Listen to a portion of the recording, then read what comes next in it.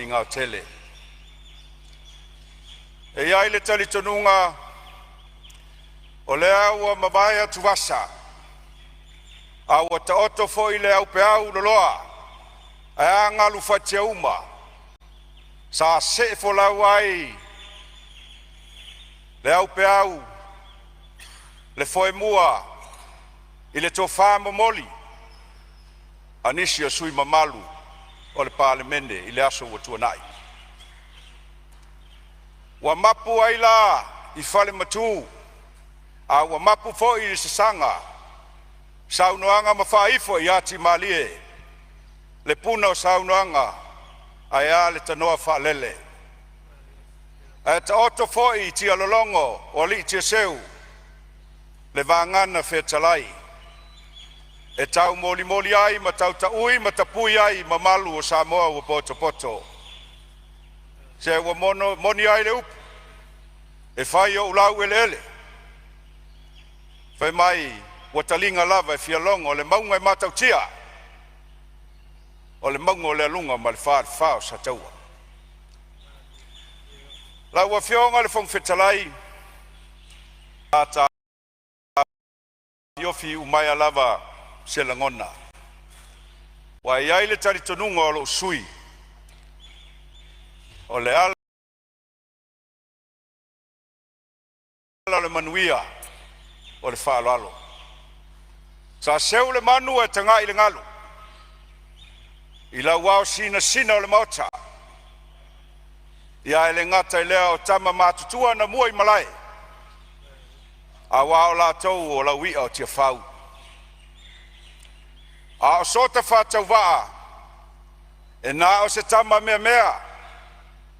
O le nofua nei. O le tau fau ma tau fono le urufau. E tā pena ai lo wa folau. A wā le wala wina. Tau sa ili foi se la autu ua i le wau matua. E fia wha lele le tia. E tapui ai le langi tapu. Ia le langi tapui. A wā le mea moni. E le whai ngofie. O na whaatumu se vai o e na mua maile na fōle nei. Lau a whionga le fong whetalai e le tali tonunga o lea ua maea o na whapuna le atu le sela. Ma momoli mea i matau tu sa. E lalafo foi upengo manu i maunga o ao ma whatau tupu. E sula ai le anga le lei ma le lofo le atua. O le atua pule pule titele. O le atua o le manu malo. O le atua soifua. Wa mafua ai o na tātou whetaiai le mga whetau soifua. A o le atua wa tātou o ai whariseu ma sa i maa o malie. O le mea moni lau whionga e ui lava ua maea o na pāni niu ma whaala ua tea. Pa ia ma mamalo Samoa o na sa SS. Ai au na sa le avea. Ilo na whala le se. Ai alo na pāe le solo. Ma o na pāe le ngai. I fufonga mua o le tai au. A o aso ma tai au whapenei lau whionga. E tupea moe aluanga i le loto ma le malangona. O le fesili pe aisa. Awa e tele aso e le lau aso. E tele foi tai au e le lau tai au. Ai whapopo foi di aso ua. Ai le tu ua aso folau. E le toi maua nei. Ai fofou a tai au. E le se langona. Se le tioa a langona le uleo faitolo. E ui lava o na maea na sio tapui. E le tui tonga malona au waa le vai sa le tui manua. Ai sa fia ngana lava. E le tio foi leo se papa. Ana nau e fa eva le bua iesina. Pea maea o na fa fuluina. A wai maniti ai tino te mali i matupu. ai ta fiti ai tu la toa ma fale upolu. Le ti o foi a mo tama ma manai ai vai o tausala. Ona langona lava le meme. Ia le langona foi o le fia awai. Manatu la ua fionga le fong fetalai e fa pena se langona o le sui o vai singano numero lua. Se o tafia pai le vai o se utatia i mulino ma se portemo.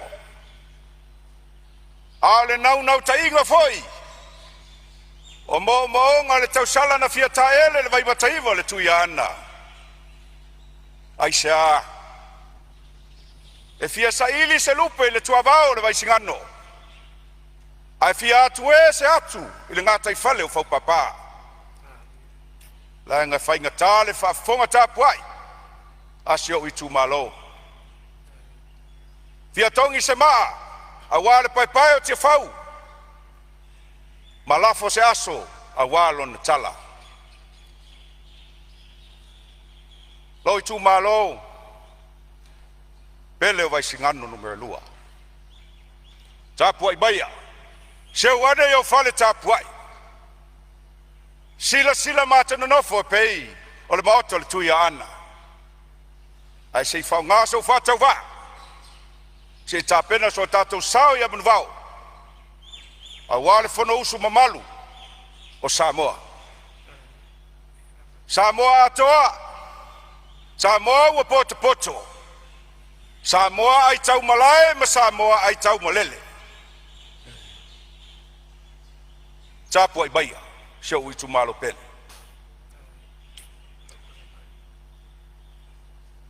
O te manatu. O upu e fai ele nei o le fale tu masanga. Nei o so aina le lualoto. O le tutolo sanganga fale ono le atinganga fale ata malingafa. Beo te taia foi le tu te fai toa. Ma au te tala le taafi tualua na ifo ai le aso la inga sasamani. Se ua ufia utu vai lava. I le vai tama le vai moea. O le vai na momo iai le tanga loa le forsa. Ai ua fia fatau bua ava foi. Lota vatiu ma lota vafolau. I pe au matalolo le vasa. Ia ayasi umatangi o fatonu la. Samoa o mamalu a o sa. O pa ia e sau ngata. A o mamalu foi e apo ngata. Le alu se tala. Ona le ato le liu. O le vaa. Ona toi pa ia lava lea o lo tamata i lota lava lima. A le tali tanunga. O le sui o vai singano. O mamalu masa Samoa. O mamalu o maeo na tapui. A o tapu foi. O maea o na whaalao i le launga whale upolo.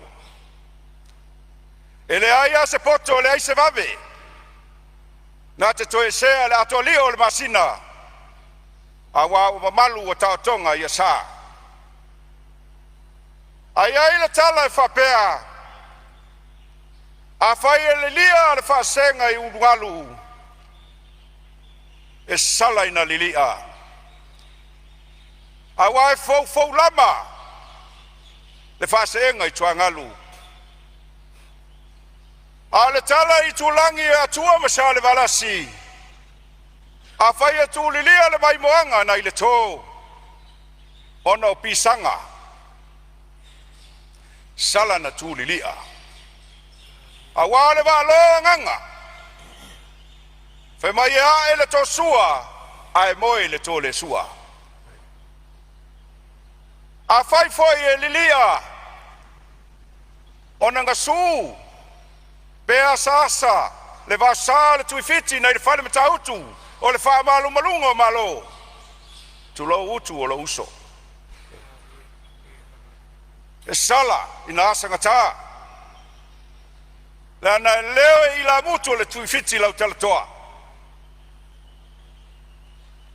Ale tala e fai ile malayo si fai tutoa. E sa sofa gata. A fai mai o le malayo le vavau. O le malayo le toto tulou. O le malayo na lo fisa ai tau fai ngata. Ma si utala le vasa. Le tau wa itu ma le sau fai inga. A e te tala lava le upego manu. O le moa whana tau o le itu au o whale ata. Pea fai e malele ta pau fasina. I le vau pipi matanu ma fili ma lia ma vai toi lau. O na vele vele lea. O le toainga tu mua i lo tsoa. A e longo pui ali le ito ngata. Na fai alanga le fale tu masanga. O na fasifo le i le pea ma vai tangutu. Leo wa maota tawawe. A wati e fau. O le malaya o le fau tungatangi. O le malae e fio ai tamar fale. E fio ai le tupu fia ia famuina. A lea fio atu. Wa malu tawe. Ai le mote fono. E susu ai mataia. E susu ai le alo le mali toa. Le sunga ia seiuli. E fio ai silinga malu musa silinga. E a fio ai usoli ma ta mapa.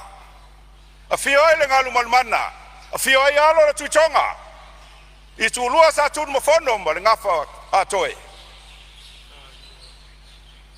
A le la unga fasau o faleata. E pola pui pui e tau itu. Ma le sau fainga. E pola pui pui e itu savali o faleata. Fale afa baulungia. O le tama matua le sau fainga. E pola pui pui e nu ma le atinu. Ia e ta ui le launga le tofa. Lau fetalainga ale. Ma le inai launa au lo wainga. Ulu, ma le aunga malie. Manu lewa ma le falenga fulu. Une malonga anga malie. O tama ano manava ia o tapunu o faleata. E mamalu ai ele sa matapu fanua. Lewa maota tau ave eiti a fau le so. E fia to tole ni utuai. Langa whainga tale atua i le langi.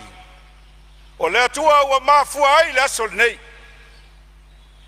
O nau whapea lea. Whatulou ia te oe le tua tama. Le tua soifua. O lea tua pule pule titele. Whatulou ia te oe le tua o le toru taspaia. Le tua tama le tua le alo ma le tua ngang paia. Whatulou ilo nofo ali. Mamalu. Whatulou foi. Ile au osi taulanga le tua. O tama sama tama whaasau o le tala lelei.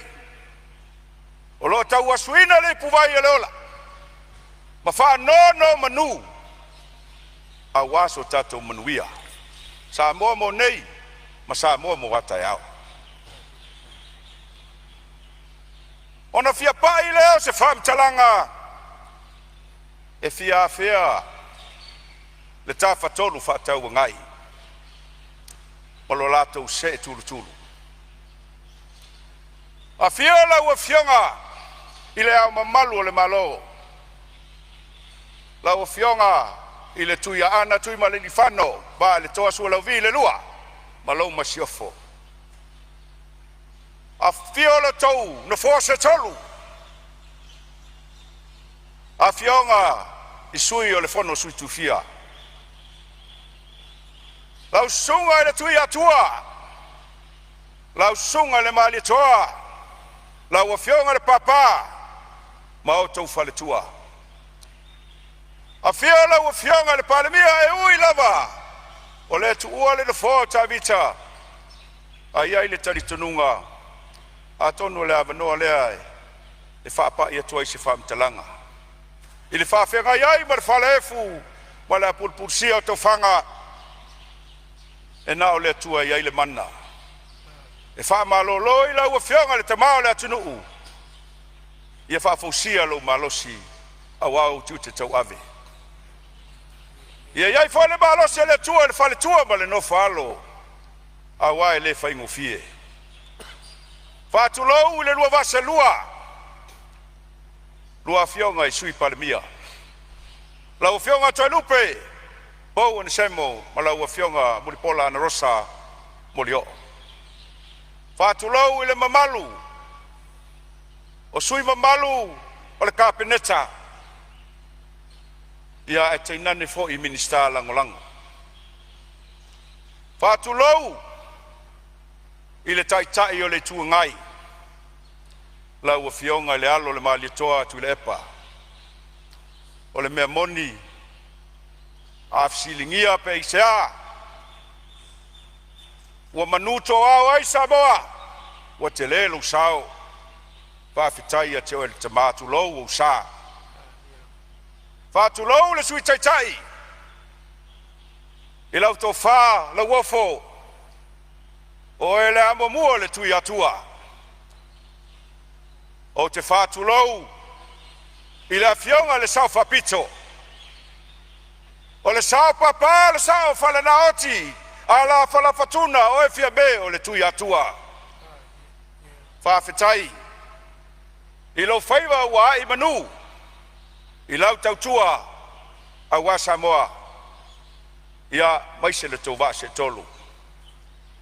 E le whaangaloina foi mātou nei. Manai o uso tuto tas. Le se e atu o le tofai a whalongo le tama a Samoa. Ia e ale whetalainga mau o le tama a tua whawano.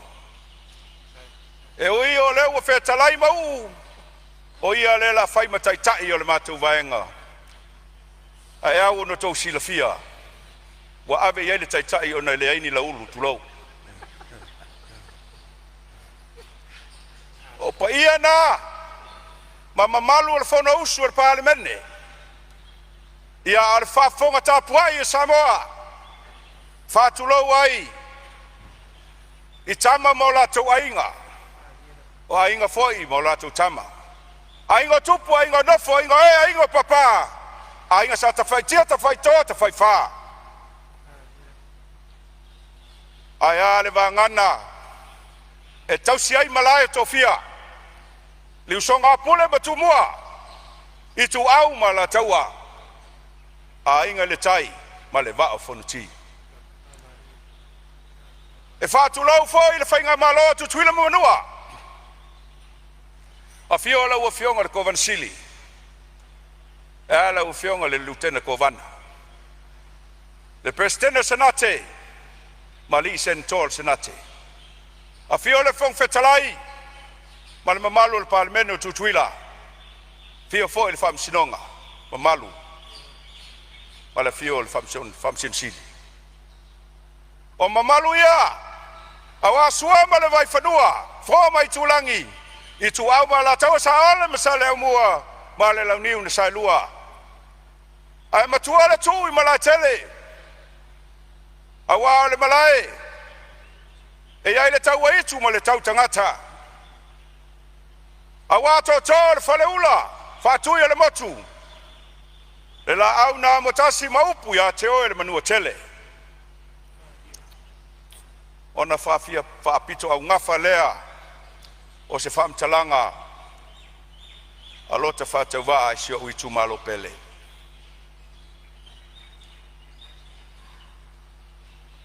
Le vaisi ngā noe. Lo tātou whale tolu. Sa taua ma papa sa taua. Ma le tau pou whangasā. O te whātulou ia te oe sa taua o le au mamala. O te whātulau ia te oe sa taua o le moa au tasi, ma lou au waa i vao. O te whātulau ia oe sa taua o le ngā whasao sa le valasi. O te whātulau ia ingo mā vaenga, mā tautia ma sa tele. O te whātulau i le fio le valasi, a fio a whamasanga. Te sua sua ma le whāvaonga ili ma vai toe, a fio tapsoa. Ai alau whetalainga tutasi, ma lau pola sisi, e ola ai le tangata ngasala.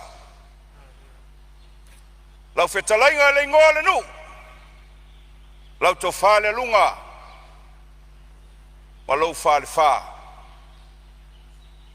ia e tainane le mamalu ia sa taua. Whātulau whai ia alua pita whanua, ma u whanga lilo, tu sua le tanga loa, fio le mapu, ala la tai ma ninoa, ma umua, e a whaitau ma ututu ma le nofo i tu ainga ia whangasa, ma mamalu o se tato nuu i pai pai.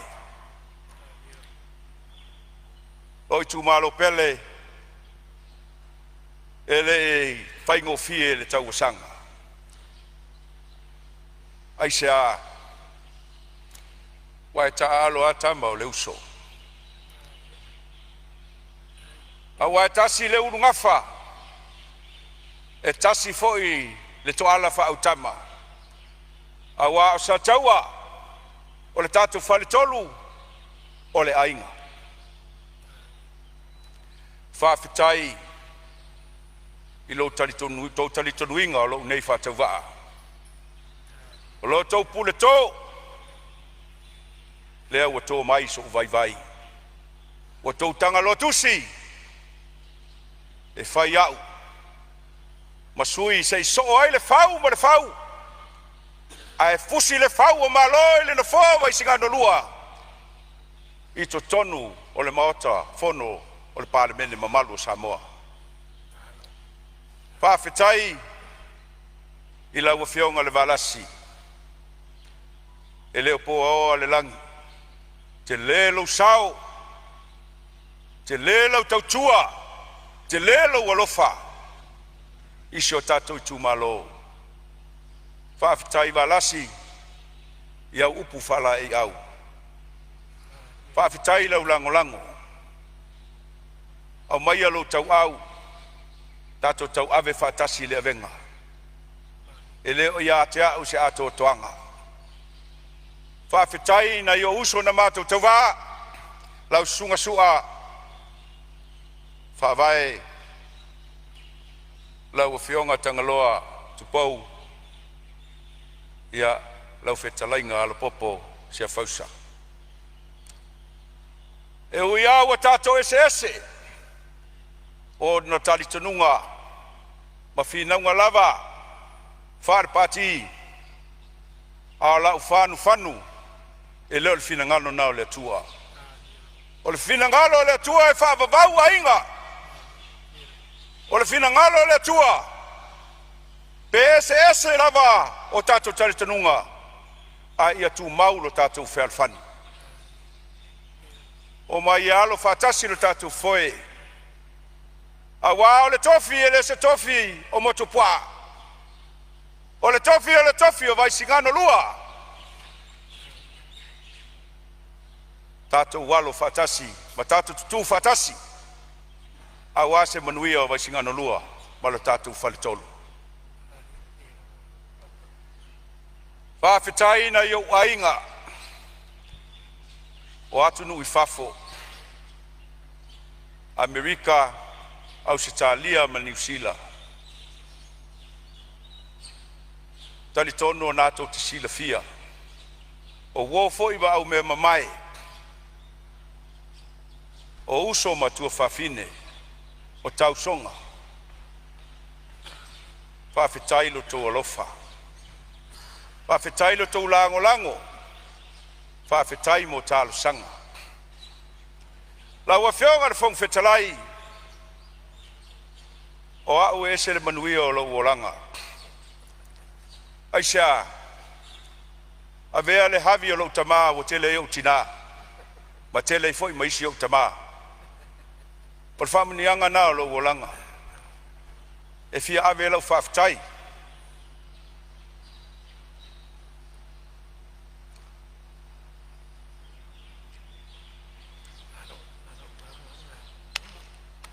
si o tina sa Italia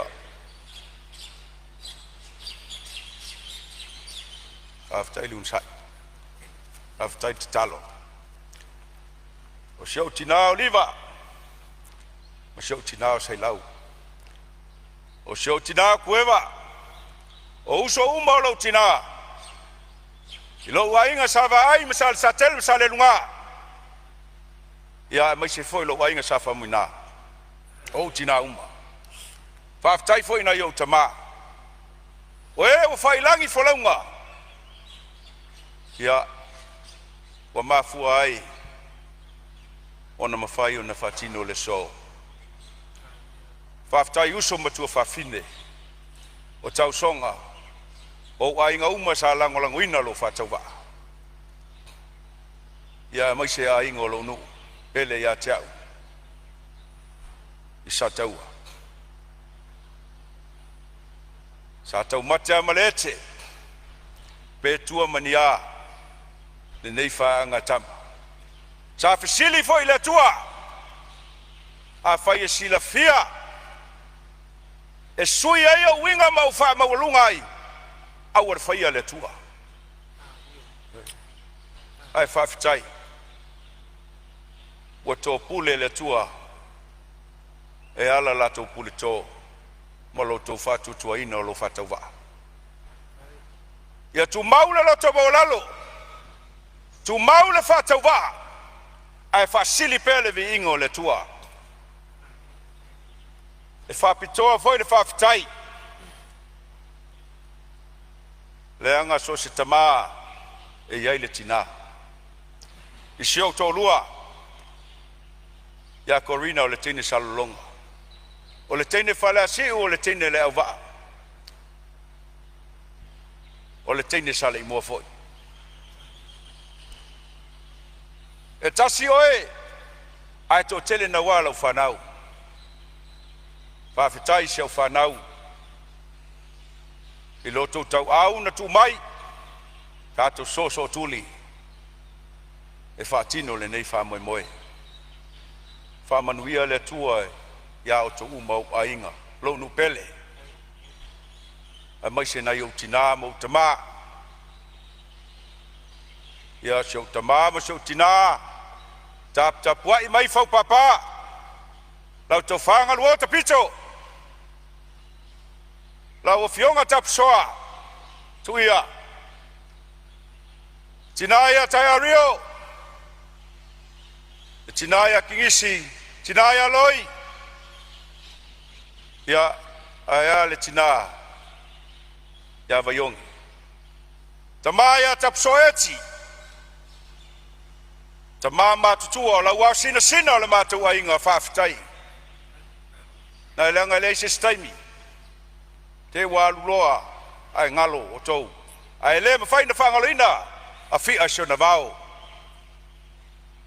ai na yai leo le langona la wafeonga fong fetalai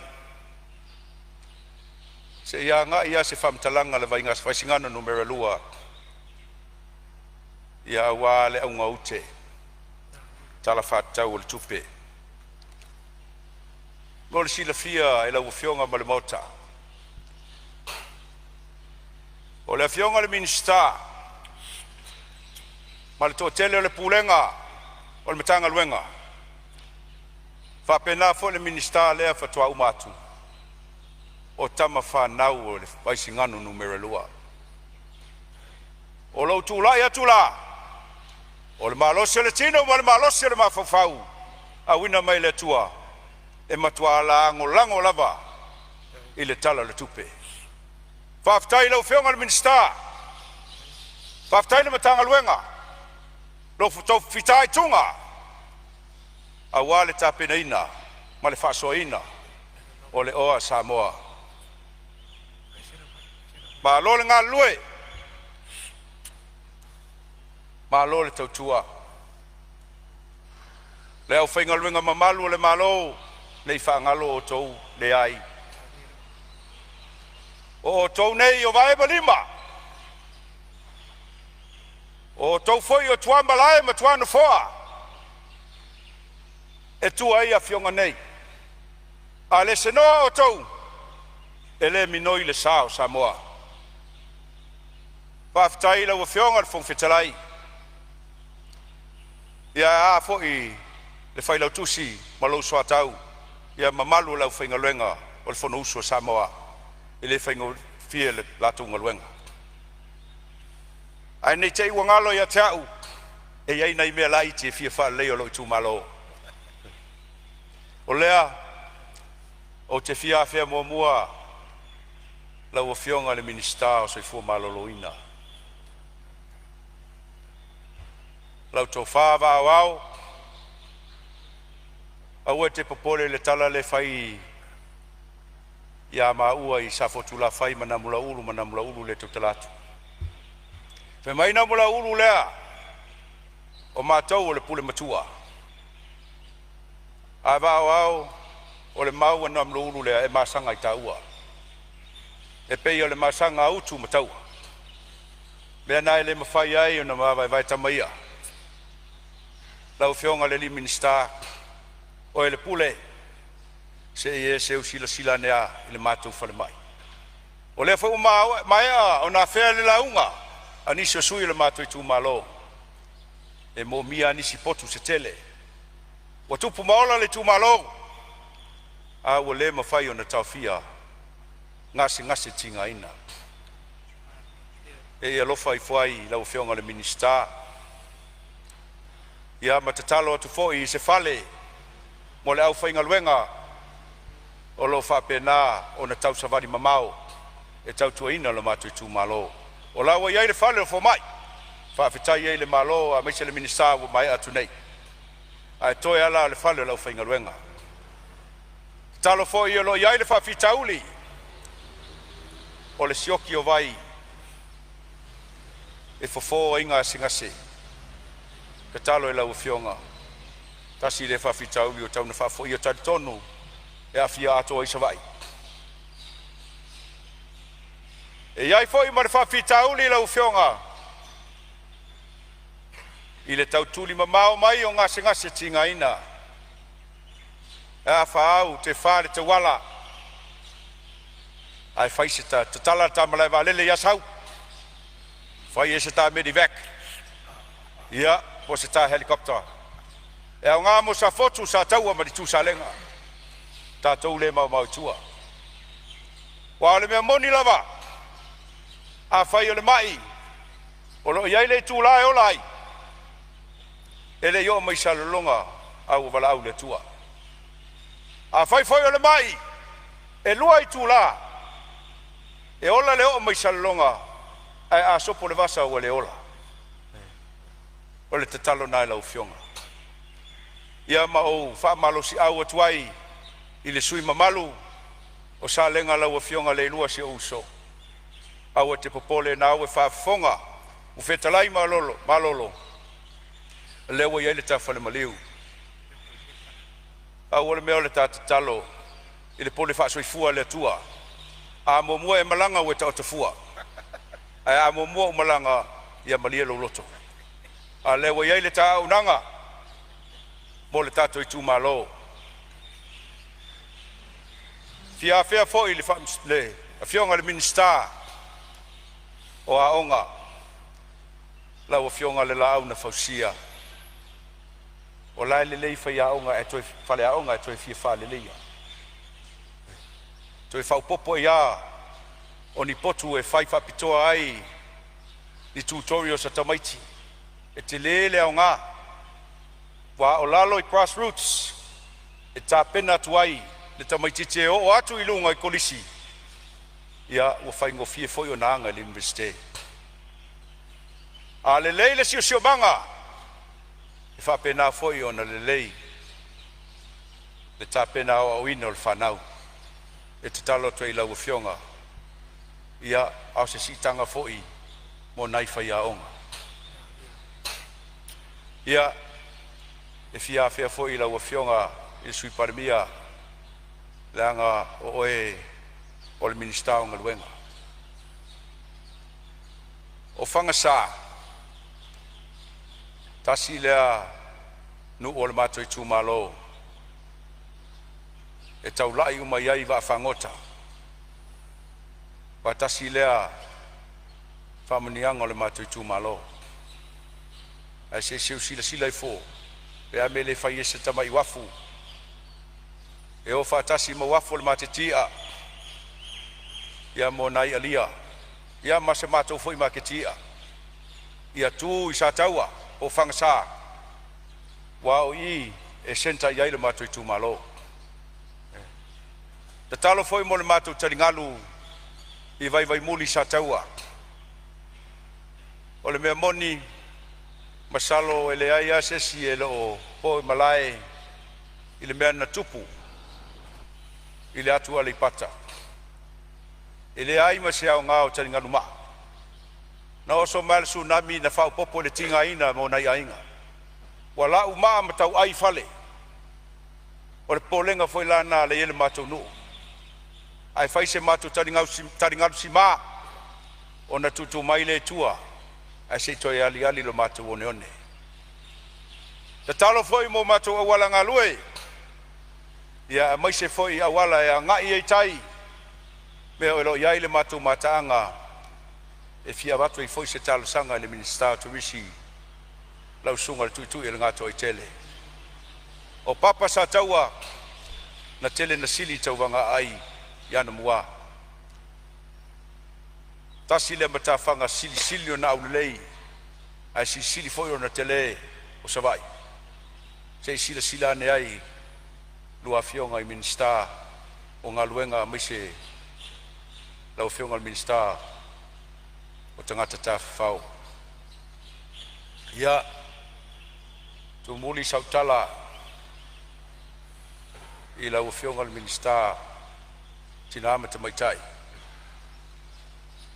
lau tofa lufi te lainga moe whawo e alo lua wha se lua ma le fionga e telefono salo lewa uma na avatu wha whautuanga nisio langona ma manatu nisio sui usfono ia o lo foi na langona e uia o lo tau saunoa mai e awani o popole ai lava le popole pa wale nau tainga lau fionga le minista ia iai le amiotonu o leo ngana o matou nei ua filifile i tūmalo a o le matou i tūmalo o le mea moni ana tau te silafia e o le matou ainga e langu mu fasolo atoa e le te tu le tangata le tu atu te talo atu ma le nganga whaloalo se seu sila ane whao ngā sui whaipule o lupe o wha ia mai le fui a utanga lo tusi ai o lato i tūmalo se tatou amata mea ia i se whainga lelei a wale nga i luma tatou sa vavali whaatasi e leo ngā o na tatou pepese maalalanga le swafa mamalu o le tua ia ese me e ui ai o tatou patua e umi le tatou sa whainga pe a fina ngalo i le tua ale te talo na i lau tau wha lufi ia seu sila fo ini taiala lelei e mawhai ai o na lufi lima lelei ia le nei polo keki ia lautongia uma e le ngata tangata lo no nofai o au nei tangata lo sa ili manuia mai nei ia whapena foi o na awhia la tau lea manuia ai whawhitai tele lo tātou malo whawhitai le tō whāwae a wā o tōua nei e ana le polokeki a lea fo o toi whāwau o te tau tino atu mo lau whāmaoni paua leo le mea sao leo te vai nei salo le ia sesio tātou e leo mori mawina na lai ana sipa o le tātou le lango iai a lo i tū malo ua manuia ai tagata o lou tumalo mai se matou savai oi alofa mai ua o le mea moni a mamalu o le palemene e laufioga o le fogafetalai na e tou te silafia o le itulagi lea mautei ai e goto i le la a matou le fiafia lea o matou taofia le la e le toe ao Samoa le ala lea e fiu fagaloa e toe faatali le la ua le ise la ia e ui lea ia o le tatalo faamanuia tele le tua fioga e li palemia ia fioga le luvaseʻelua sui palemia minista o kapeneta minista lagolago ia faafuluina e le atua faafulu segaula le malietoa le tofā o le uta tapena i lo tousā ia ua se manuia o Samoa faamanuia le atua le tuagai e fioga le tamae atu le pa ia e tauliliʻa a le faalogo atu le toufimisa i lenei taeao na o matou nei fou mai ia e atonu foʻi aogā matou le la vavau misa aau tele fiafia le misa le agauau e lelei ou lima e na au tele fiafia le misa faamanuia le atua e lau fioga le fogafetalai a maise le sui fogafetalai faamanuia le atua i matagaluega uma o le malo taitaiulu faamanuia foi le atua e le fioga o le faamasinosili vasega o faamasino ia ala ua fioga foi i le presidente o le faamasinoga fanua masuafa ma le mamalu o le faamasinoga mamalu faamalulu atu talitonu ua alualuā ua misi o tou e lē ai e lē galo e lē mafaina galo afia sona vao faamanui tele le atua faamanuia le atua i le fonousu o Samoa ia o se leo na o vaisigano numero 2 ia ola lou faatavaa faafetai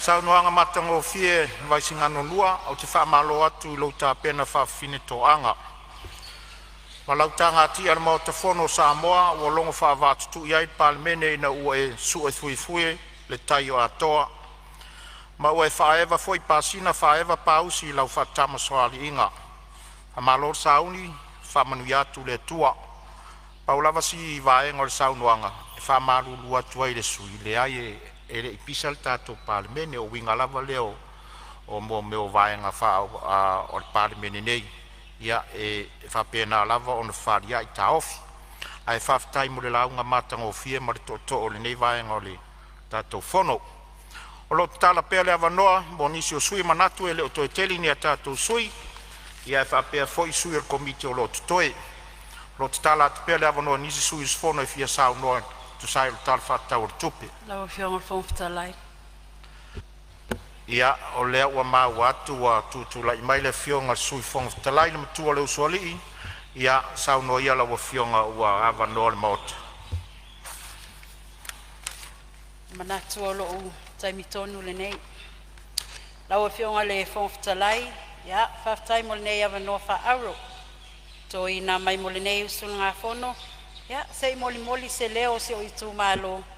E tusa ma le tala faatatau au tu o le tupe. Lea ua faataoto nei le laulaua fono. Ai o lea e pea ia sina le manuula i lona fata. Awa e whaingatā pa ia sauo o le aso.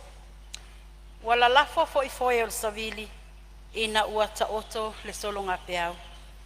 Ai o tele i fo wa sala le taaseunga o le teunga atifa na i sali whaavale. O le asa i mua o na momoli le i alautua i le ufimua ma o mua i la langi le tai fausa. Le anga i whaingatā pa ia apo ngatā lea ua whaalepa. O te whātulo watu i le fio i laua fionga le fola al fala al palemene, laua fionga i le fonga fetalai, ma le malu o le ofisa o le fono awao whaitu la fono. Ui lava i le onofoia, le nofoa, le fionga i le ali palemia, ono sa ili ngā matangi i lona soifua ma lolo ina. Ai wa atoa ana i lo lua sase e lua i a fionga i sui palemia. A fio artista al kapeneta, a fionga i minister, ia e whapea foi sa whainga i sui minister. Wa mamalu fo i le la talanga atoa, I le fio le fionga le taitai e le ituangai, lau sunga tui la epa sa i lele maliele ngaoi. A fio le fionga le sui taitai, e mei se foi le fionga i le sao whapito, masui mamalu uma o le nei Palemene. O lea wa atoa mautu i maota pa ia mamamalu o sa mawhainga, i le afua mai i le malai na whauwhau wai le waa o le malanga i le vasa maleala. Se ia pa ia le papa na lavea ina ai i le whiangainga o ainga. Si tia ia i panga o tupu mawai, ma maunga le maua lunga o sa mawhainga o tia na whauwhau e ainga, o le malai o le whaautu ngā tangi a Samoa. A wae malai tau ave tia whau, na utu ai loi fofonga o le atunuu, mō sona mā lotu to tasi.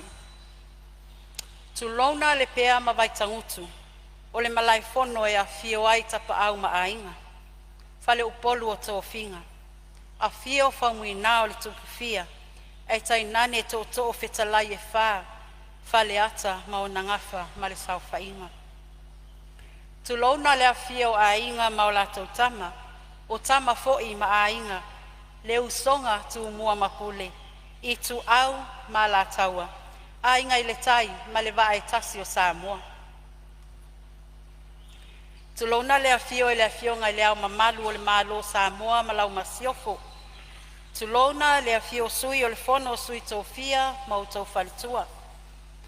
Tu lona le a fio e lau a fionga i le whamsinsili, a fio le presidente o le whamasinonga o whanua maswafa, ma le paia i le tutino o le whamasinonga. O te whātulau fo'i le tapua inga o whaao, o e ka lesia kerisiano uma i Samoa, o whaasisina whaauina o le tala le lei, i whata whaitaulanga e fia, o loo whaafale le malu, ma whaano no manu, a wale alo whaiva o taitai to Tofi o Samoa, o lupe lava na wha ia mai le fui o i tū malo e 5 matasi, mō na upu whai, a wā se manuia mō na tangata anu uma. E le whaangalo ina fo le tapua inga i le lai tū vai. Nai o tato uso i sasa e. Le fio laua fionga al kovana sili, ma le lutena kovana. A fio laua fionga le presidente o le maota o le senate. A fio laua fionga le fonga fetalai, ma le maota o sui. Whaatui o le motu, to o le fale ula, ma upo ia te oile manu o tele. Whawhiailoa iatu, lau fionga le whailau tuse o le fono awau whaitu la fono, ma le ofisa mamalu. E whapea fo'i le awhifio ofisa sili o pūlenga, ma pūle sili o matanga luenga, ma whaala potopotonga tu maoti a le malo o Samoa. Lea waifo i whangatia le tua mafa fili malai sa vau ese, au wale tapua inga mamana i whaiva ma tiute o sui mamalu uma o le Palemene o Samoa. Tulou na lava. Laua fionga le fonga fetalai, ya momolia le whawhetai le fionga le li Palemia ma le whainga malo, o na ua whea le nei tū malo i lau whaasoa. Ia watu mati e ai fo i malo a ana alo finu me la wha. A wā mo le taimi mua ilo na tala whaasolo pito, wa Tofi a iaise tamaitai i le nofoa o le sui fofonga fetalai. Ia ai maise e la ititi ai lava le saufa inga o tamaitai o le Palemene sifulu ma le badu o Samoa. Whawhetai mo le whaeaea. Lau a fionga le fonga fetalai, o se lau le lei le nei se i o wafe ane i si o i tū malo. Lau i tū malo pe le a ana wha.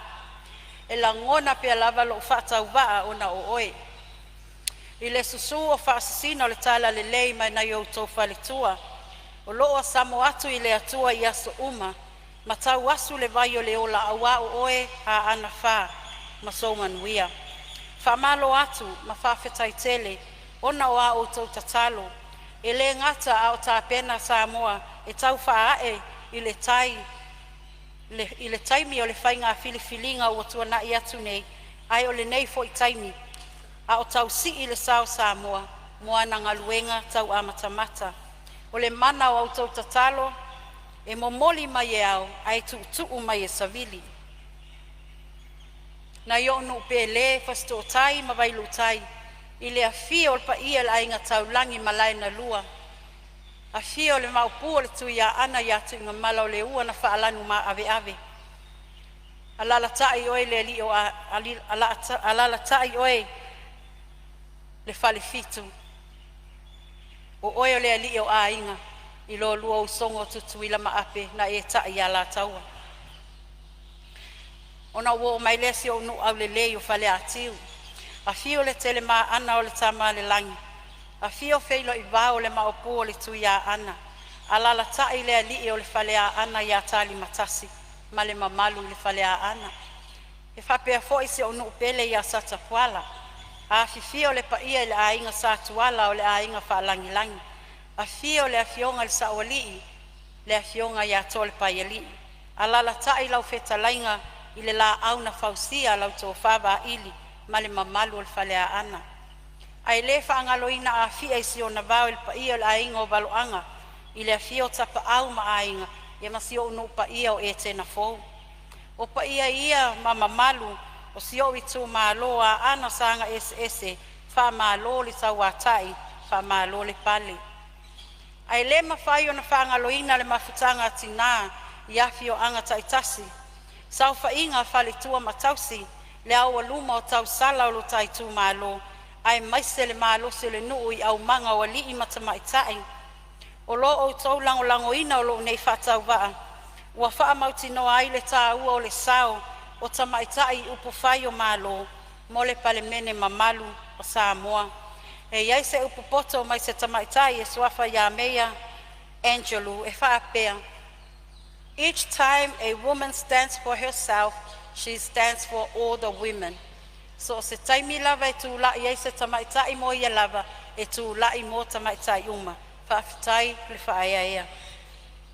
O le mea moni, e le mama ia te au lau whaaloalo lea. Lea ua o se e iai, e le nofoa o le taitu malo. O la o taupu le tō, lea ua tō te tele, ma ua utalia whaatua o ele. Ua malia le whanga i foa, ua malia le whanga i lau, ua malia le whaatolotolo ngā tama, ua malia le papai ngala. Mo onga o le loto, ia umi le ola, e whaatino le tautua mo oe. O lau tatalo whai pēr, ia manu whaifo mai langi oa mo o lau ele, ai mai se tamau a inga o lo ngā taifale, ina ia tofu ola ai le itu malo, moni manuia o saunia. Lo i tu malo pele. O lo no foa lea, ma le tō whinga o tō mai, whai lea mo lau tapua inga. Ia, a ana wha, tu mai ala ia wau, se i o tā ina lau tia, sa e suluina, a wase ai mo le tapua inga.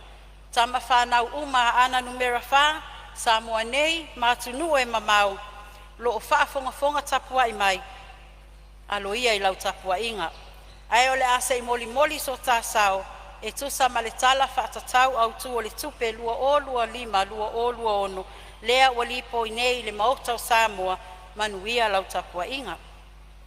Lau a fionga le fonga fetalai, e moli lava le anganga whaafetai le a fionga le minista o tupe, ma le matanga luenga o tupe, pule sili, ma le au whainga luenga, ona o le nei tala whaatatau au tu lua o lima, lua o ono, ua tāpena ina le lei.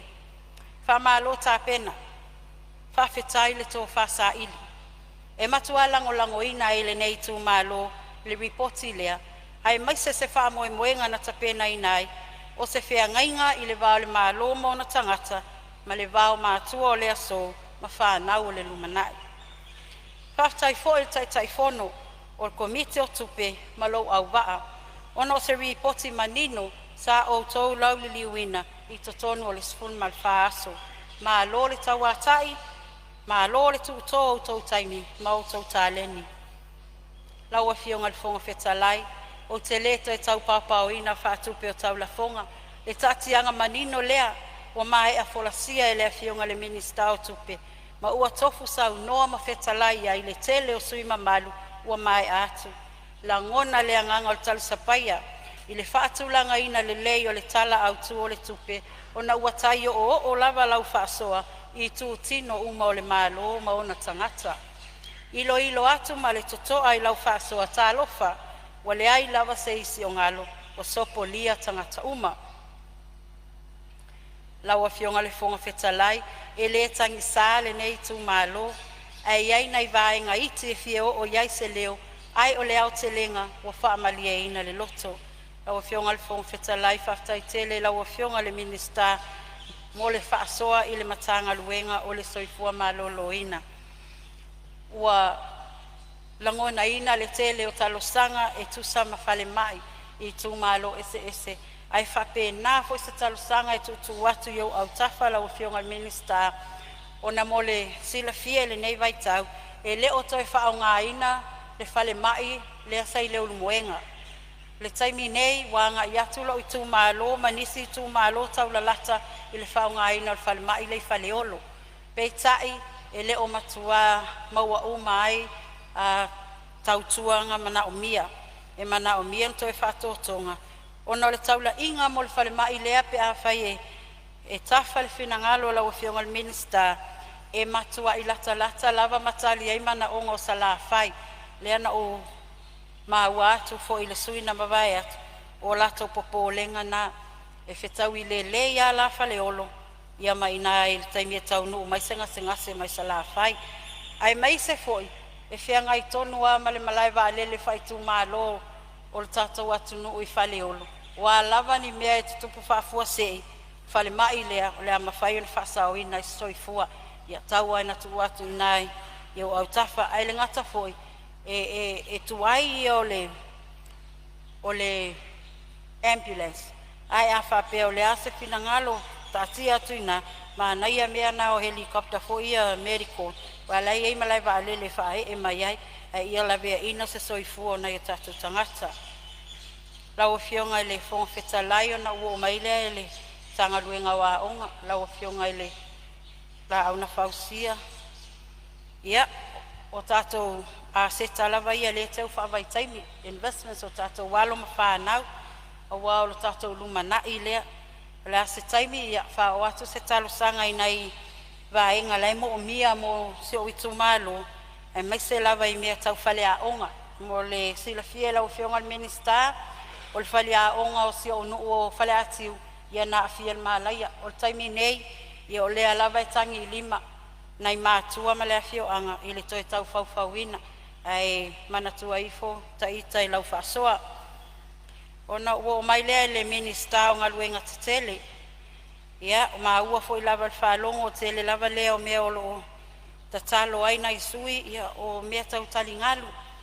O I wailo ai ai le suinga ma ale o le tau I lo nuu leo mangia sa iai le au wala na ui mai e oso mai tono whale atiu taimi nei wa le ai wa ai umai le sami whapena fo I whale a onga se o nuu I fasto tai lo tau sa ili se me ave iai wa sao ai le sami ia tu watu lava I au tawhai sila I fo iai ai mai se o le vai e iai le pito nuu leo tu vau ngā uto sata puala ia wale watele na iai le mana o mianga o se vai mama na o iai la uasi e singa ma uloa iai ia mana o miele vai tu atu iau au tafa la o fionga al minista ia ona wha popo ele mnai au wala ngā lue ai fua lava I long taimi ma ngā lue ia le minista o ele ma fua whanua pa whitai lawa o fia o vai atu wa e tūla I mai te iloa la awawe na tali ai o mana onga se taimi o te o atu e ele talo sanga si o nu o sata puala ia ele na male la ina ele tasi se taimi o tala noa ina iai sata puala I ona ele ai avea I ele nei paya inga ia ole ase I o tala noa ia mse au mai se so aninga ia ai mai se lo itu malo atoa ia na o mai le ai famulinga mai I le minista le o ta alonga malanga o fia tangata lau sunga ele soani toina te akono toina lea na maa ua lava e iai le vaenga o se leni e tu atu mo le atina e ina I leo mea tau talonga I to tonu alo I tu malo mo sila fia el tato Palemene mamalu o ele wa ana fa na tutupu mai ai nisi o ave fu asa Sa whaalawi loa I foi Samoa ia tunu I whafo I whaanga tama. E le ngata le lakapi, ia ai o le whalanga mai lea o le fusuanga. E le nā malalaina, ia o loo maa ngā lulue nei malafionga ia whaumu I nā David Tua, mo se polo keti, ina ia whauwhau ai se tūlanga whapea. So lea o whalongo ina I nisi talo sanga, ai leo iangi ni coach, o leo te mana o I se whale, wa iai o coaches, wa matana tāpena. Ona o nisi o tamaiti, ia sila fia la vai tatou Palemene nei, e vai to tonu o potua onga. Ai pei o le tāleni, ia o ila le a matana tina e mai e wafu se manuia na ialom whanau se o itu malo. Ia tu atu lava I au tafo lau fionga le minister, a tau ane lava iai lau sila bi ia le ali. Lau fionga le fong fetalai. E le mawhai ona ualu loa. Ai fia mo moli asa o whawhetai le fionga le minister taluai, ana poto susulu Schuster. O se tamali I sa se e mail no fall nei tu malol pa ia ingas full malfitu. Ia fa malo atu fa tamali I au tato walo faiva I le whainga filfilinga le atunu. Whaftai atu mo au ngaluenga le lei. Sa e tau si ai le no fall o tai tu malo o lo sisila le langi mai mana tua pea. Au mai ala I o lo fatua tuanga I lo tua fafine e whaua wina le tau tua ina o la tai tu malo mo le nei 5 tausanga. Ia tongo se moe fau mo lau fionga. Ai o te le whaangalo ina fo I lo fia whaftai na I o tuangane, vai ane suafa sa mātou tau siniol nei whainga filfilinga. Lau tō whātango I enga mautua, lau tō whāse veali I tau lalo valuniu, lau tō whaele matua la seisione. Whaafetai le taalo whaatau sala, whaamalo le whaauta, o au nei o oea tai au. Wa sa o lava lau tō filfilinga. Sa o waungani atu ai, o mai e momoli lau tau whiangainga le mauta fono Samoa, ia nau mai le ia iuli atu I tatou, ia malango le tatou whamoe moe, to e tongo maalama mo se aso fau mo o tau. Ia, so pa o loe ma so ngafa o te malu ai, le pa ia la inga sa mali e toa, ma le lalafanga o soa lii, lalatai mango malua se ufanua, whaafetai lo tau alofa moni, I so o tau tama tau manawa wa whaele lea, ona le tau tuaina o se whatau wā. Whaftai tele, mo lau tapua inga. Anga le yatu le atua. Lau fionga le fonga fetalai. Ia o itu aso a whapene, mo o a iale loto. Ta toe fia wa yatu I nai mātua o a pasi atu I leisi tu o le veli. Se I tau whainu, I whaamnianga sa la tau whawhano mai, a o soifua mai, a o whaia pea le tau tua. Puno wai e au noa mal whaatalitali I se taui. Na I o uso, matuangane, sa lalango mai le amatanga o le nei sa walinga, o le ingoa o le tonga le taulangi o le sii matu. I oe, na sii matuu. Sii matuu le nei wha moe moe, ona o le sou wā, ma le ngalu wā. Peitai, ua maa a venga sii I loutou tau pati mai. Ui lava I le whainga tau ala na uia, I le ea ma le vasa, ai sa o tau tilitili alo mai, ina ia tau manuia le nei wha moe moe. To e whatu tumu e le atua tau ato. Na i o tau a inga, wo pe le ma mama e mafutanga I whainga pisinisi, whaafetai le lango mai so se awala, e le o awaoa le langi. Tama whana aue se o I tu malo I so se tafo le nei lalo langi, whaafetai ma lau tau whaea ea. Whaafetai mo talosanga ma tapua inga, e tina ma tama matutua, sa o lango na ina le mawhanawhana o au tau talotalonga, e le whainga o fia I a te au, lau tapua ai tau malele, ona o lau loto nuu, ai siri lo o tau amana I a ina o lo nei whatau wā, whaamui atu le atua. Ai o tele inofo I lalo, lau o fionga fonga fetalai, o te fia whaftai whapitoa I se o tō lua ma se o whanau. O le nei ala whainga tā sa tātou uia, wa tau nuu ilo na lafu le mu, ona o le mamanu sa e tape na ina. Sa e foe ina lo tā sa, I lau whato whala inga Tofi le mu, ai mai se taimi o le sou wā, ma le ngalu wā o le savalinga, o te whaftai le atua o na oe. Lau fionga le whaftalai, whaamuli ma le ai se whawhetai ma le whaamalo le afionga le whailau tusi le whono au ma le ofisa malu. Ona o tāpenanga le lei a o alo whaiva le Palemene mo lana whanousu. Whaamuia le atua i lau afionga ma le ofisa ona o au nanga le lei tāpena. Lau afionga le whonga whetalai o le aseu I whanua se whatau tainga a ana numera wha. A o se ngangana o le tau tamaalii I se whafufonga mai a o le a fo I sau tau sila mai fina ngalo malie wha ngalo ita. Ai ui lava ina pota le tau tai ai pisi lava le sami. Anga le leile atua I lau afionga ia whaatoa ina lo fina ngalo a wale tau sia ina o le nofo o le Palemene o Samoa. Anga le lei fo I le atua I le tapu wa I mai o lana afionga I le ali I Palemia I nā tunu ona o sa ilinga matangi I lona soifua ma loloina. Whaai uatu sa mātou upu e matua lango ina I le nei tū malo le tala whatatau au tū o le tupe o lo ua tala noa ina nei maona tūlanga uma. Manuia sui mamalu uma o le whono uso sa moa I le aso ai o wola I le alofa o le atua soifua ma ia manuia.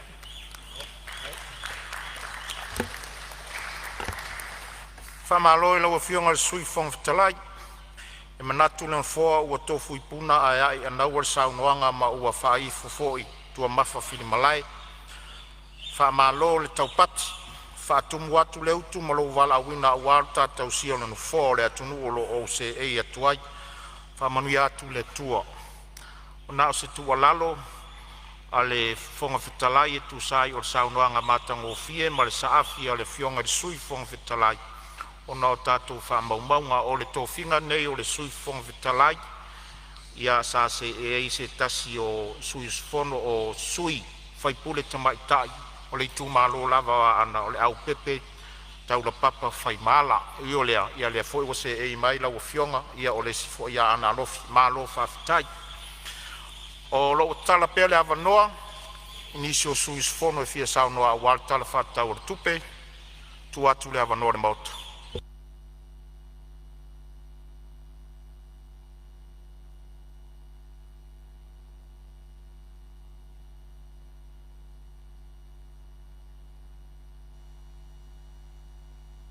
E leo toe tele ni tātou sui o te ia whatasi ei fo I masui o le komiti.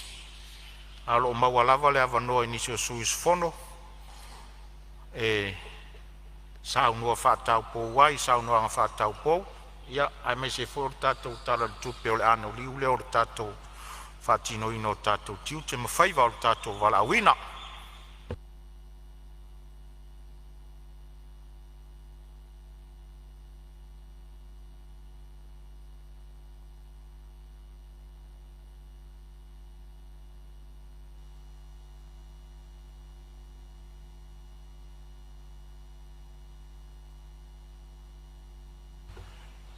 Ia, mata watu pe ua whātūtō ngatāl maota. Taimini nei.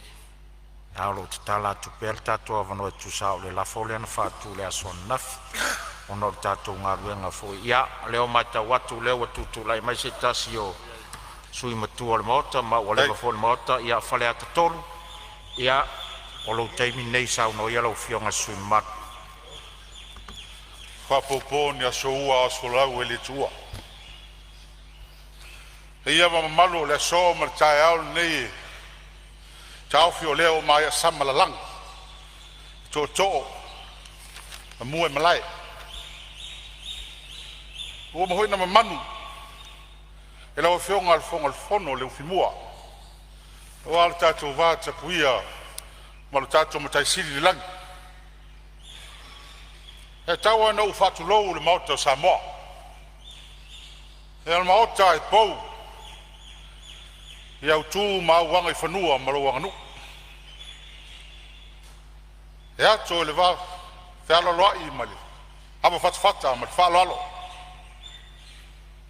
Whabai papa I le tua soifua o Samoa. Katulou, lau fionga al fonga al fono. Ka malo. I lo walawina, le whai ngofie ngā luna. Ia au tatonu, ia, o lea e whaauau lo walauina mai taluai.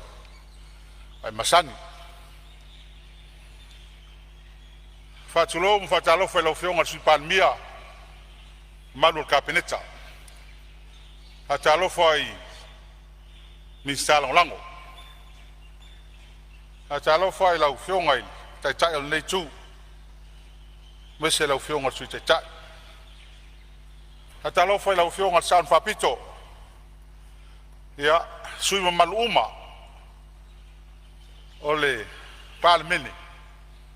Ha malo le finau fa malo lon sai le o tatou walawina uma i tatou awale pa inga suvalu le Palemene Samoa ia ha malo ha ptoale pa talofa mal fa malo ile fionga li Palemene ia ilana sailinga tofiti nga malosi ia talo pea ia fe fa foi lo malosi a toto mai le tua e ia ta so tanga o ia ta ua ta ta sanga me lua fe melono ia lava tate nga lue ia talo ia te foi mai walo valawina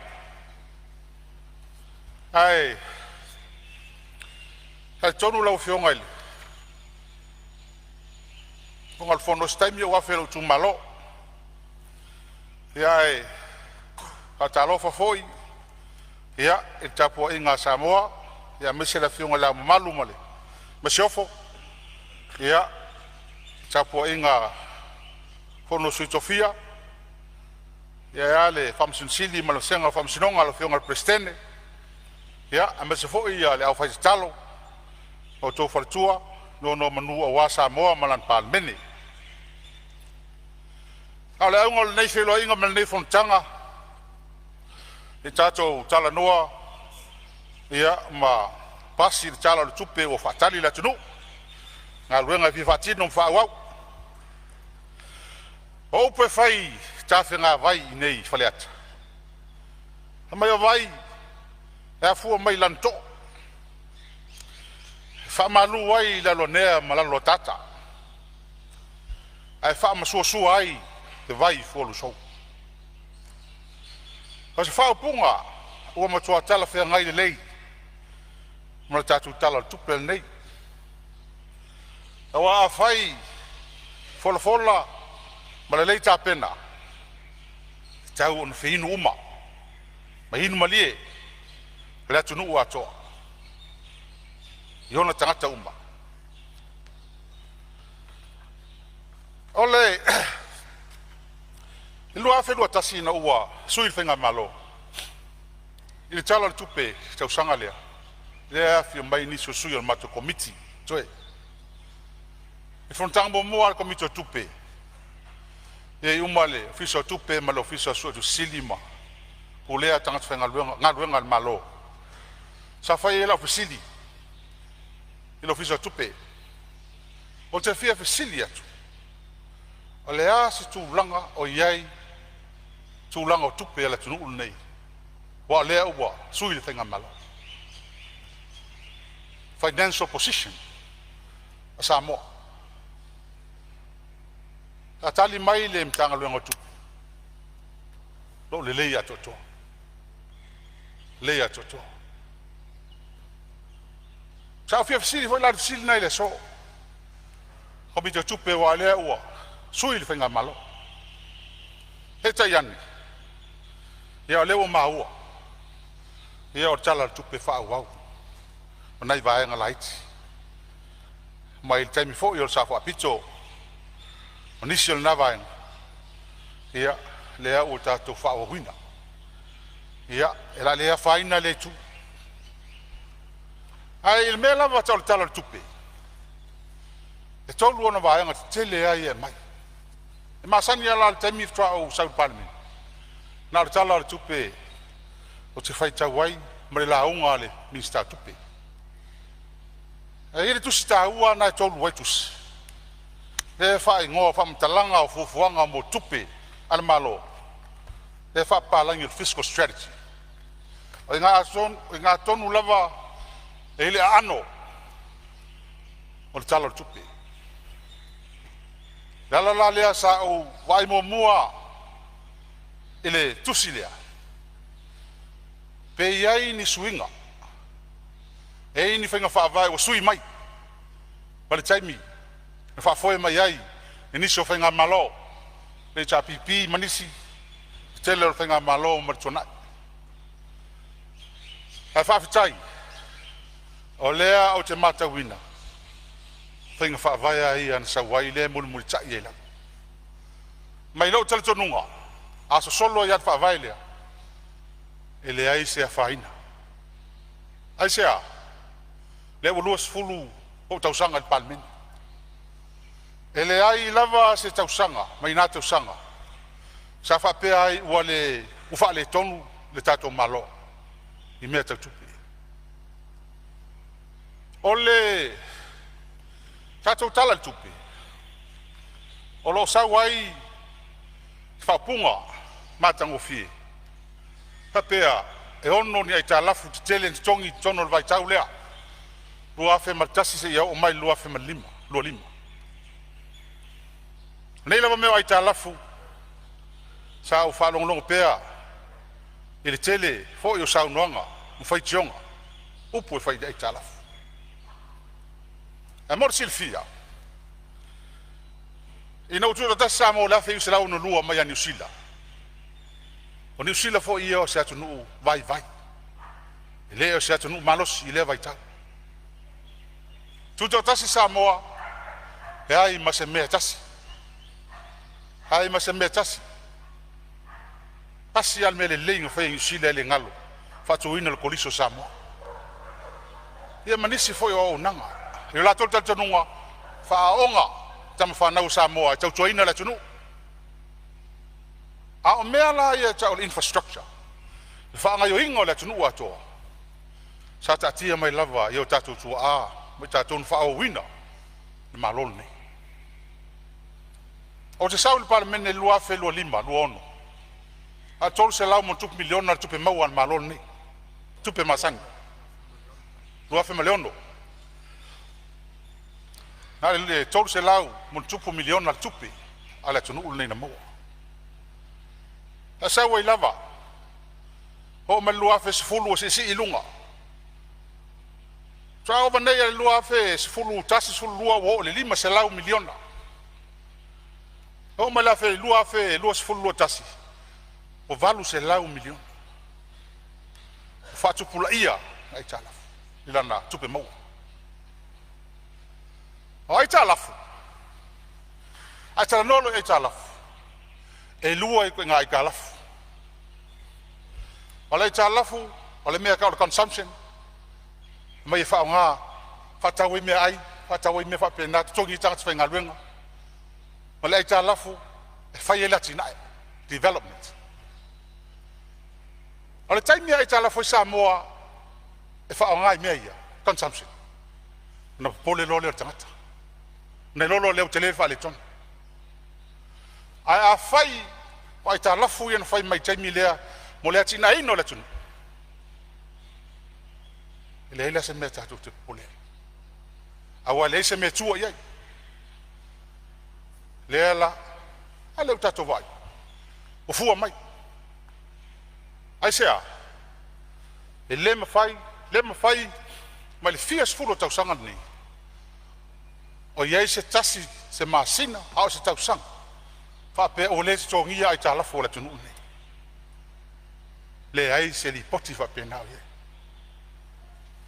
tongi mai lava I tau sanga o mai le so le ala o mai o mai a nisi ai tala fa tele ha tongi mai leva ita ala ai tala fa muli ala tunu ne lo afe sulono su lima sulono le sa fa ia le fuel tank I songi ma le upgrading a mla vale lona winga mai lava I lua fe sulono fa ma ele te fa ia se tala fola tunu fa ma lu tu su lo sa no lo e fa la vea tu la mela fe ngal su pa dia ise nganga ala vela vele Taunanga sui mamalo paualea ina nei. O loo malia il whalongo. So mātou whalongo al whafonga al Palemene au si mea whiwha saola I titi lau whiama. Nā le sa matale saunanga I tulanga whingwha vai.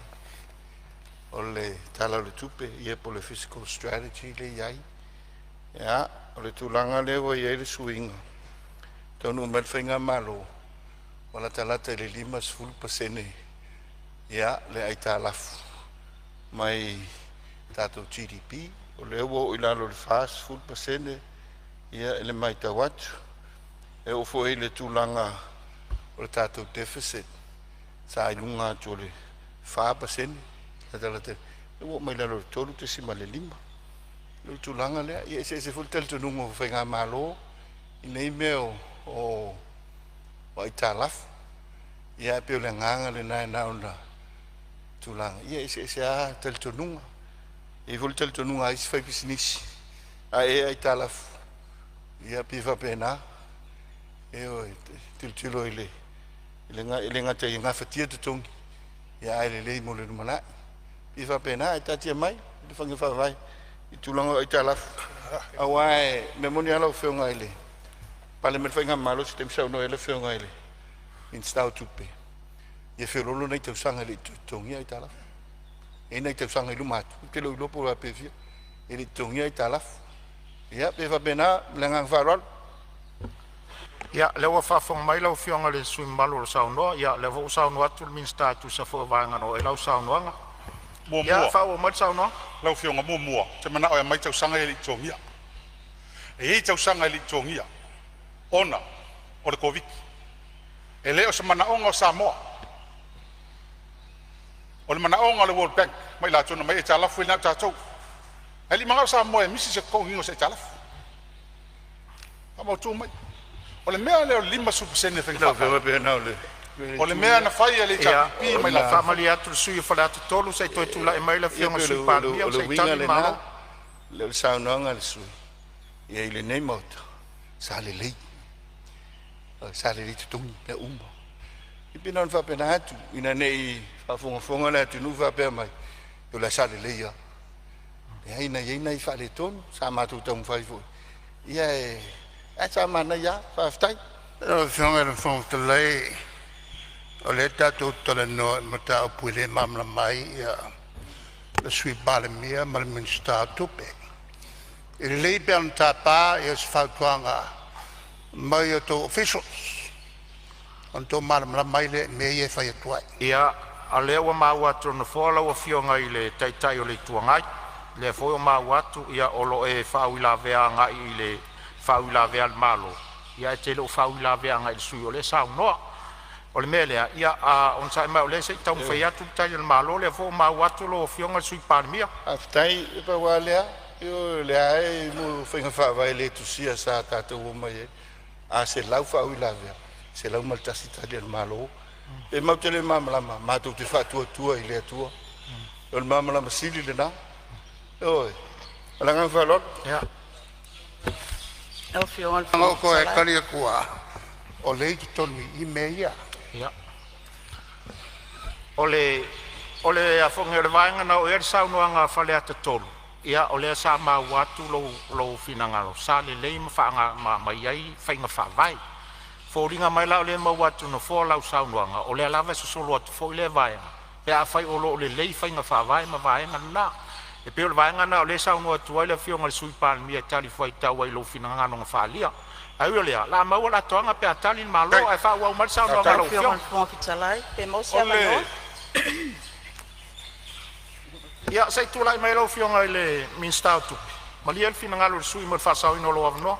Ia, whaftai mo le avanoa. I la ngona al whanau noa I la whonga. Ka mai e le malamalama. E mo le si fia lau whionga le Fonotaga. Ina wo tu lai mai le lua o lua tas. Tofi fo ia o minista tu. Sa o ta pa le aluanga I tua I ta lafu malon tongina. Mo le sila fia ta to mauta. A mata mai I ai ta lafu ta si iba. Pato am whai ona te tongi ai tā lafu. Tau sanga lua fesfun ma le ono. O lo iai wha maumaunga. A tono o inai aon wha amalamalama atu. Ona o le sau noa ai le sui whai pule pei ona tūlai mai. Ai langona wha noa noa. Ma tau mama ina whai mai le malamalama ia le Pionga sui Palemene ia man minister o tupe. O lo sau no le minister? Ia, au le matou tiu te le nai wha amalamalama atu. Ma le wha alon. Ma lo fa tai sau no lo fionga minister tupe. O mai me tono kako paket. Se on sai ma la o fionga le. Le SMA o mai longa mai me pelo con o Palemene. Se on sai ma la o fionga le tai o le tuangai o lo tuatu lava no le sui langa o le ua. O le lava te whau ila veanga i whau ila veanga malo. Ata wang so le mutula fon tu ma tu lai mai la o fionga ile a le sui o faleata fa wa la sa nga la o tali manino le la fionga le minsta tupe pe ata to wo lai tu le vaenga le ai ma wala to anga pe fa pe tali malo tu langa uma ia male anga i tu o tupe le malo aftai el no tal no mei o le sa le ka ko kala sa no nga ale minsta tupe ai talaf ai mana ia la si o te mi Fionga petalai. Ia. Le ia no lo pe fionga ona minsta tupe Ano le sa sau no le fionga le whai pule. E mai ele imisi se tau sanga na tongi e tā lafu. Ai, o le ala o tūla i atu. Ina wa o tūla i mai tofinga minister o tupe. Sa whaila usa ili ilinga i tua. Po ana whea nā matai e tā lafu. Ai o ana whea po i nā matai le tongi ina e tā lafu. O pa maunga nā, lau fionga le fonga pitalai. Ia. Se ma liele fionga le sui se alala mai o le la vatu so sonia tun fo. Langa lena e sau noa, e le ai se vaenga na misi ai se tonginga ai tala. Se i vaenga nā le taimi leo le COVID ma le whama. A lewa e fonga maua mai o le sui o whaleata tōru. O lea sa whaid sa i lilinga al minsta. A le minsta whatoa o mai le luafe luas fuma le tasi whai ngā malo.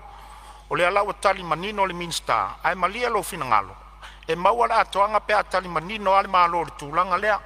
Ona ole winga o saunoanga ma upuna e saunoa i. O lea tultuli atu ale minsta. O lea mai wha mao nianga le vaenga lea ona sa alu i tua le sa ilinga. Lea fwe lae wasanga ma lo fina ngalo lea sa iai. O lo a nga i ale malo e finga whaavae a mat le i winga i tupi ale malo. Ma le nganga whaalo alo masalo lea ua whai ua tuai le sauninga. E saunoa i e sisi vaenga o saunoa. E lau fionga e aftai teli lau. E le whafo ia lau tala langa sa o lau tala. Ai le leipe a sa ili mai pea. E le tasi se i talafu al malo. E ona noa i talafu. Ma iei mea ka o grace period. E iei tau sanga e whamatu o mai e whartupe o laulangi. Grace period, futa amatana tongi lea piliota, lea piliota, lea piliota. Le winga le taran whai atu. E le i misi, e le i default. E le ai se li poki leanga o Samoa. E le kongia sanga i talafu. Ewi lea, e la wha mei, i le sivaen. Awa, a tato tiri tilo le tala. On tiri tilo le lei. I whainga wha, E mau sewa noa. Ia. O lea ufa mai le so i. Se malia lava le sui o whaleata tōru. Se tua tupe lava no lau fionga le minsta tupe. A tatou woi fiscal rates. 5% o i nā tapu ai.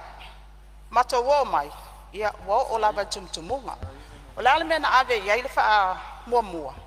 Ale sa ave i le wha mua le tongi na ai tala. Fia la lewa iai nei. Mai le 5% anga i le 2.2%. Ia ole ngaluenga le nā al whainga malo. Na ave le wha mua. Ma le wha alo. Aftai. O mei o rates, fiscal rates e tawa tu e tati atu. Mea na whai tato. Sa 4%, 5%. E le vai kai me lua fe su luongo su fiku su lima ngai kua. Nga ova i lunga. Ova 5% e kalaf. Aisea. Amo o mia lo le tunu u se me taunu whai, whaatino, whai lo. A on mea ia, pe o se kapula a le seki e ka koumo tato lava. Ai e le taimi amo o mia. O le tsi le fia. Le tunu unu nei. Mai le lua su tau sanga leo iai matu atu. E fia wha, tsunami, mea wha pena. E koe set back ai, e toi wha solo muli iai te maa inga Samoa telo taimi. O whea tua iai, mea ia. Hei lea, ona o mai lea lau fionga. I le mea lea lesi wha fita auri lea whenga im tātou taimi nei. Sa au wha pea e mai le talo tupe. Le address lea, o le tau o soifuanga. Tau o soifuanga. O lea o pese mai inflation rate. O pa o lalo le 2% tasi man 2%.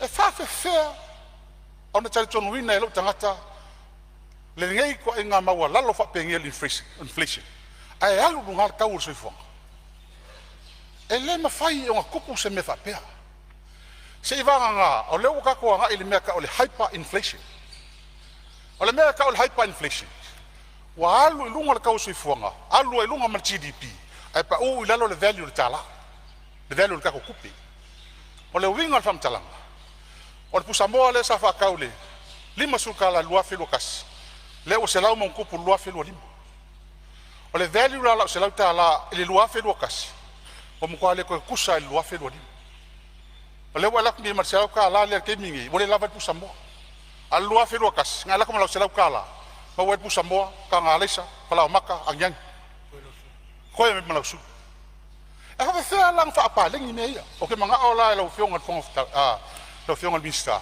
se wha mamalama mai ia i mātou nei e le lavan mamalama pe whawhewhea o ngā kupu lea mea hawhea o ngako o pese ua pa le kau se whonga inflation rate ai alu lunga le kau ele ngau kako o lesi me bitu sili ona le tali ine alu sui o le kau o loa mea i mau e tonu la tunu kau o ia, kau o kalo kau o kamako, ka pisi o kai fia se lau pasenge le increase o ia mea o upside down le mea kau le inflation o kau o fia le mea mai fafu le kelo ai kau ka le mea mau e tonu la tunu o loa tonu mo le tunu whawhena whai ai lakwe whakau sa fish and chips e kei mingi kai ai mai lau fish and chips wa mai lei amangi sila e sila i la mo fia ka koi ai men ma kiki fresh le ka ki ai pe mai ngai mali ai mga ora le ianga e kau ka whakai sa whawhena whai kupu le mea but that's a reality o le meanga leo kupu ngel taimini ili ka ngaka ma le nga fatia o le tau soifuanga le uia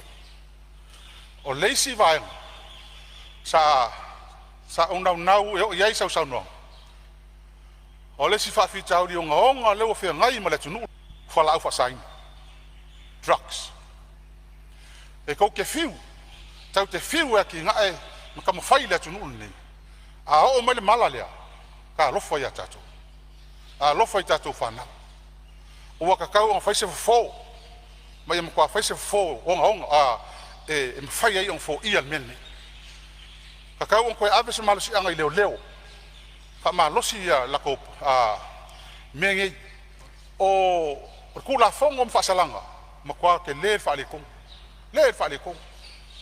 e nga le kwa lo ka vai ko felo i mai ku e kakau on se minimum sa nga ben te se fa salanga o mene aka ko vai il malolo fiki o le o ngumel kasingi pasifika ele le anga le mele ole fala aule ko ngumel kasi pasifika il fa mayoki lo le ex e nga yo fa kasi me ye lu e fa kasi me le o ka ko vai wa solo ila le ka fa nga wa sa yele manatu fa ku ko ngai ku kan wai o ko lang winga ma ko e ave so manatu o ka kai on faima manga onga o te vai lupeina sa noanga sui mamalu o lo sa noa o tato o tonu mal time le tato malo longa mo lenei vanga le fiafi o te fa malu lua tuai sa noanga sui mamalu la mau le ava noa pe tato to fo mai malo longa o te fa silatu o fa tati ese nei tau manga al fono au fai tu la fono mo lana malo longa